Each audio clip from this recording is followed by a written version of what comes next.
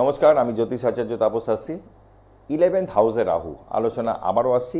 যেহেতু রাহু নিয়ে চলছে, এক একটা ঘর ওয়াইজ কী কী থাকলে কী ফল দিতে পারে সেটা আলোচনা করছি। 11th হাউস রাহু, আমি আমার প্রফেশনাল লাইফে আমি যতদিন আছি এর মধ্যে বহু চার্ট ঘেটেছি মানুষের, বিশেষ করে 10th রাহু, 11th রাহু আর তৃতীয়ভাবে রাহু আনলিমিটেড পয়সা দেবে, প্রচুর পয়সা দেয়। কিন্তু একটা জিনিস মাথায় রাখতে হবে, আপনাদের পূর্বজন্মের কর্মফল আপনাদের যদি ভালো থাকে, যার ভালো আছে, 11th হাউসে রাহু আনলিমিটেড পয়সা দেবে। তবে রাহুর পয়সা ধরে রাখা কিন্তু খুব অসুবিধা আছে।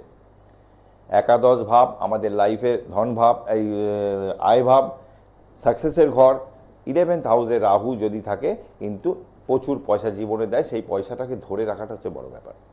এরকম বহু মানুষ আমি দেখেছি যাদেরকে 11th হাউস এবং 3rd রাহু। এডুকেশনাল কোয়ালিফিকেশান কী আছে দ্যাট ইজ নট ম্যাটার, ওটা কোনো ম্যাটারই নয়। আপনাকে লাইফে প্রচুর পয়সা দেবে, তুলে দেবে, পড়ে যাবেন, পড়ে গিয়ে আবার ঠেলে উঠবেন, এইগুলো করায়।